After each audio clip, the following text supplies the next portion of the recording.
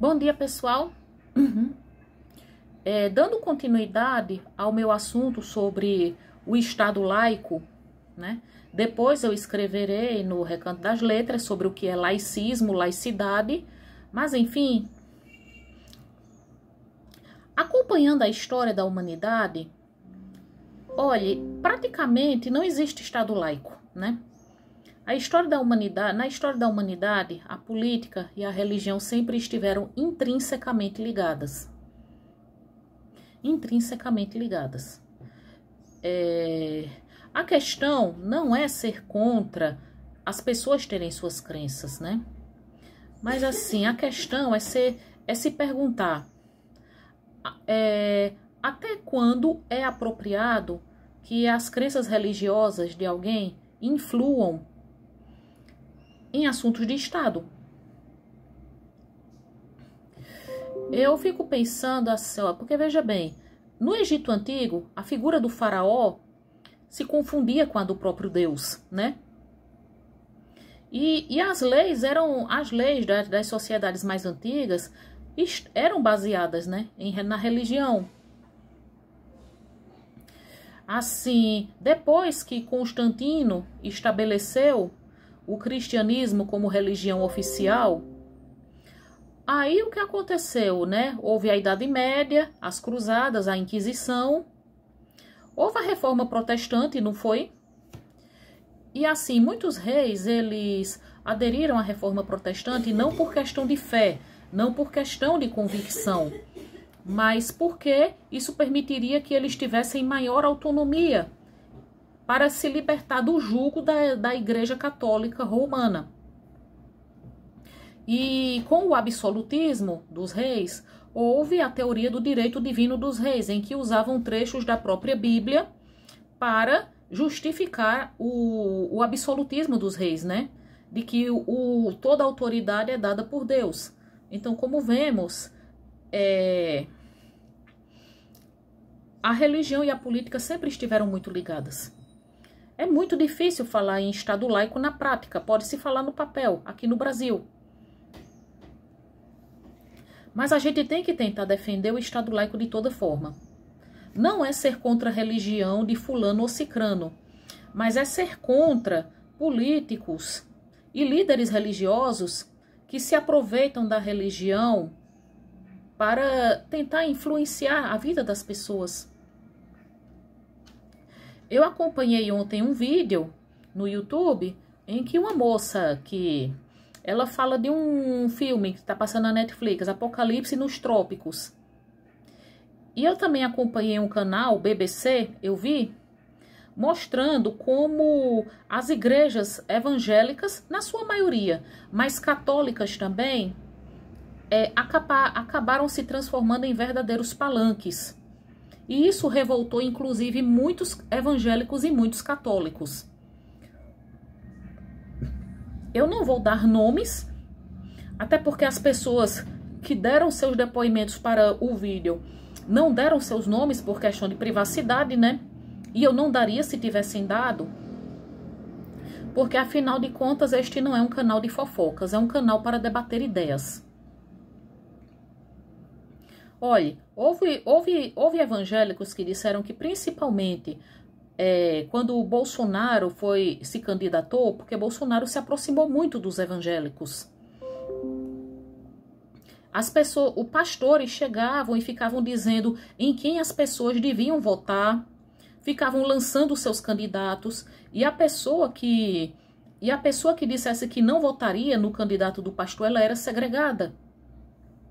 Eu vi também vídeos no canal Reflexões Sociais e em outros canais, até mesmo evangélicos, de pastores evangélicos criticando essa união entre política e religião, de pastor dizendo, se você for do PT, se você for esquerdista, então você é comunista, então você não é bem-vindo aqui, retire-se dessa igreja. E isso revoltou muitos evangélicos que disseram que é isso. A igreja, em vez de ser um lugar para as pessoas falarem de Deus, né, de pregarem o amor, está se transformando num lugar o quê? Num palanque político, está se transformando num lugar para pregar a segregação de quem pensa diferente. Quer dizer, se você não é a favor do candidato do pastor, você é segregado. Uma moça que ela é assistente social e ela frequentava uma igreja evangélica há alguns anos com o marido dela, ela dava aula na escola dominical, ela no depoimento dela, ela disse assim que o pastor botou tipo um vídeo, né? Um vídeo de antes e depois. Antes e depois de você entrar na faculdade. Seu filho, antes de ir para a faculdade, ele é uma pessoa direita, é uma pessoa que vai para a igreja, é uma pessoa certa, mas ele vai para a faculdade, vai se tornar maconheiro, vai se tornar comunista ou vai se tornar homossexual. Vejam a mentira. Ninguém vai se tornar homossexual entrando na faculdade. E vejam o jogo sujo dessa igreja, né? Dando a entender que faculdade só ensina o que não presta.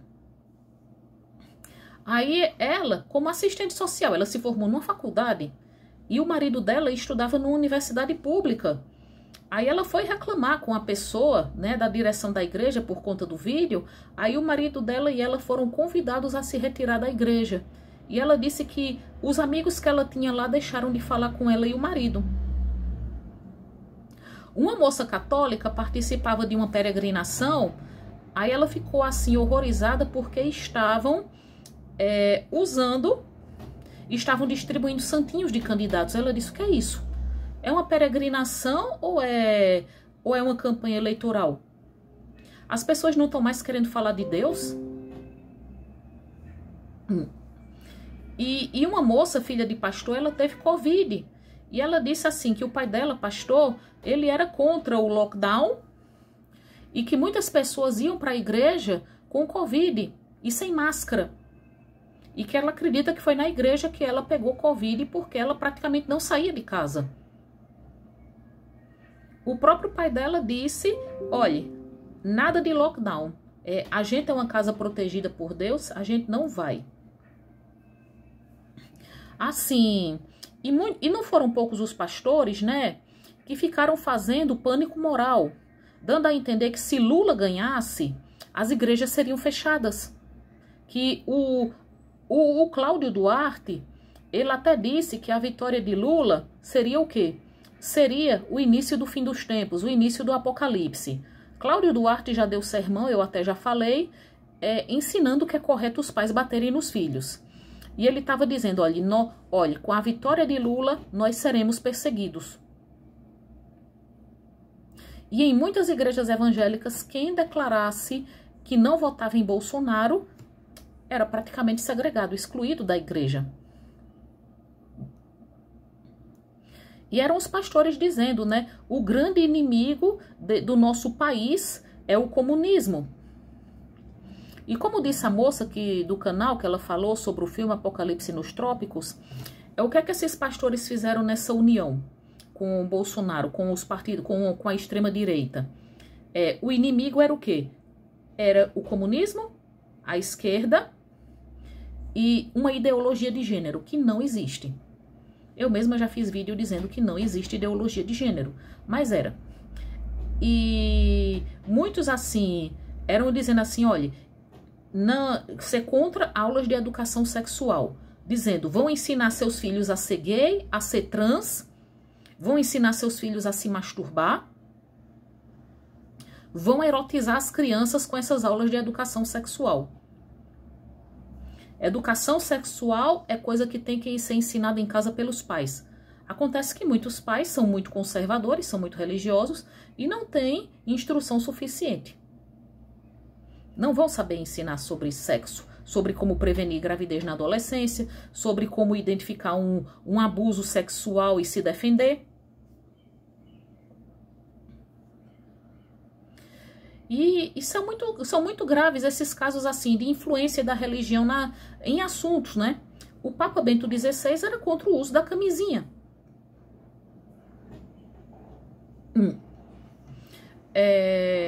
Assim, por exemplo, na religião, na Igreja Católica, assim, o padre Paulo Ricardo, ele é abertamente a favor de Bolsonaro e ele segue Olavo de Carvalho. aquele pseudo-intelectual que dizia que a Pepsi usava células de fetos abortados para fazer adoçante. O padre Paulo Ricardo, que é claramente armamentista. E que ele já fez vídeo, o padre Paulo Ricardo, dizendo que estão instaurando uma nova ordem mundial que vai perseguir a Igreja Católica. Olhe, quem estuda sabe, quem não estuda acredita em teorias da conspiração, fake news, não é? E mentiras. Mentiras, superstições, crenças infundadas. O Frei Gilson, ele nunca declarou abertamente apoio a Bolsonaro, mas ele já apareceu na Brasil Paralelo e ele já fez vídeo orando para que Nossa Senhora protegesse o Brasil do comunismo. Essa união de política com religião é uma coisa muito perigosa, né? E a gente sabe que na prática é muito difícil separar política de religião. Muito. E muitos são os políticos que usam religião para nos convencer de que estamos numa guerra do bem contra o mal, né? Você demoniza o outro lado para fazer parecer que você é o bem e o outro é o mal. Nicolas Ferreira já fez isso, dizendo o bem venceu o mal, né? Eu acredito em Jesus Cristo. Cristo Nieto, ela é contra o Estado laico e ela joga muito sujo. Ela disse que a morte de Charlie Kirk é porque perseguem os cristãos e conservadores. Querendo dizer, ou querendo demonizar quem não pensa como Charlie Kirk, né? A extrema-direita agora está transformando Charlie Kirk num mártir do cristianismo, né? E veja bem, George W. Bush, quando ele foi presidente dos Estados Unidos e houve aquele atentado às Torres Gêmeas, que eu até assisti na televisão, ele disse que outros países eram um polígono do mal, que devia ser combatido. O mal se transformou em países islâmicos, como o Afeganistão, né? O Iraque e a Coreia do Norte. E vejamos quantas vidas foram sacrificadas em guerras no Afeganistão e no Iraque. Quantas vidas? Por conta dessa luta contra esse polígono do mal. Assim como a gente viu também muitos pastores, né, dizendo que tinham feito profecias da vitória de Bolsonaro e que disseram que tinham visto Lula descendo à sepultura. Jogaram sujo, muito sujo.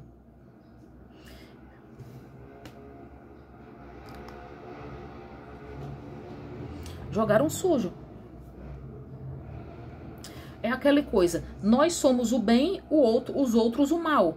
Aí a gente pode se perguntar, que cristãos são esses pregando essa exclusão, essa separação, né? Segregação. Estão pregando ódio.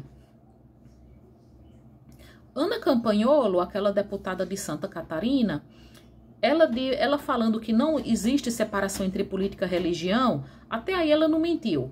Mas aí ela disse que Judas Iscariotes, o apóstolo que traiu Jesus, ele era petista, né? Já que dizem que Judas Iscariotes era ladrão. E ela disse que o diabo tinha 9 dedos. Vale salientar também que ela, que é antifeminista, ela já foi processada por uma socióloga feminista, porque ela disse toda feminista é abortista e toda abortista é do demônio. Isso parece a atitude de uma cristã que prega o amor? Ou parece uma atitude de ódio? Não parece uma atitude mais de ódio? Não é? Uhum. E houve o caso de uma menina, um caso que envolveu até a ativista Sarah Winter. É uma menina que ela tinha sido estuprada, ela tinha 10 anos, o aborto dela foi autorizado pela justiça e quando ela foi fazer o aborto, apareceram muitos cristãos evangélicos radicais e católicos, e inclusive deputados da bancada evangélica, chegando e gritando e chamando a menina de assassina. Para vocês saberem que eu não estou mentindo, eu cito o nome de Sarah Winter, né? Uma antifeminista da extrema-direita, que ela já foi feminista e já foi ativista pró-aborto. E olha, eu acho horrível pensar que estão transformando Charlie Kirk num mártir, porque ele não era um mártir, dizendo que ele é uma vítima da intolerância, porque Charlie Kirk, ele não pregava a tolerância. Ele era abertamente racista, ele dizia que na escravidão era melhor porque não havia crimes, ele era contra os negros terem direitos iguais aos brancos. Ele disse assim que mulher tinha que servir ao homem e ter filhos e não trabalhar. Mulher depois dos 30 já estava passada do ponto. Outra coisa também é que ele disse ele disse, eu não suporto a palavra empatia. O que é engraçado é que, veja, Jesus Cristo, em vários momentos da Bíblia, nos evangelhos, Jesus Cristo fala de empatia. Ele prega a empatia, ele vive. Ele ensina sobre a empatia na parábola do bom samaritano, né? E ele mostra empatia com muitos que eram mal vistos na sociedade na época. A misoginia era muito forte naquele contexto e Jesus Cristo tratava as mulheres com igualdade. Jesus Cristo tratou com empatia uma mulher apanhada em adultério. Jesus Cristo tratou com empatia uma mulher de má fama que foi lavar os pés dele. Ele falou com uma mulher samaritana, porque os judeus não falavam com os samaritanos. Jesus Cristo pregava empatia. E Charlie Kirk, que se dizia cristão, dizia que odiava empatia. Mas enfim, né? É muito difícil realmente haver separação entre política e religião. Assim, os únicos assim, as testemunhas de Jeová, elas dizem que não deve haver realmente política e religião, né? Política não deve se juntar com religião. As testemunhas de Jeová dizem, olha, porque o único governo perfeito é o governo de Deus, de Jeová. E assim, testemunhas de Jeová pregam realmente que, assim, política não deve se juntar com religião, e tanto que eles ou não votam ou votam em branco.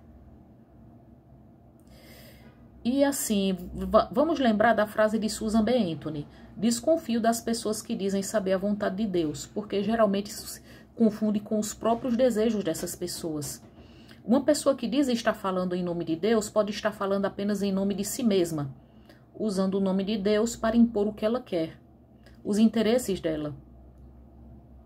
A deputada Cristo Nieto, que diz que defende os princípios da fé católica, ela não quer o bem comum do povo. Ela quer defender os interesses dela, fazer prevalecer a religião dela. Porque, com certeza, ela acha que ela é superior a quem segue uma religião de matriz africana. E quando o povo fala que não é possível você ser totalmente imparcial, realmente não é, né? Porque até que ponto podemos dizer que nossas opiniões e nossas convicções não vão influir nas nossas decisões? Mas assim, ao mesmo tempo, a gente tem que tentar ser o mais imparcial possível. Veja, digamos que um juiz é racista. Quem garante que, se esse juiz for julgar uma causa em que o réu for negro, ele não vai se deixar influenciar pelo racismo dele para condenar aquele réu? Se um juiz for homofóbico, quem garante que a homofobia dele não vai influir numa decisão? Do mesmo jeito, um professor. Se um professor for racista, quem garante que ele vai tratar com justiça um aluno negro ou índio? Se um professor for transfóbico, quem garante que ele não vai discriminar algum aluno que for uma menina trans ou um menino trans? E vale salientar que Charlie Kirk, ele disse que as pessoas trans eram o dedo médio levantado para Deus, e que deviam ser tratadas como nos anos 50 e 60. Isso é um discurso de amor cristão ou um discurso de ódio? Cabe a vocês refletir. Tenham todos um bom dia.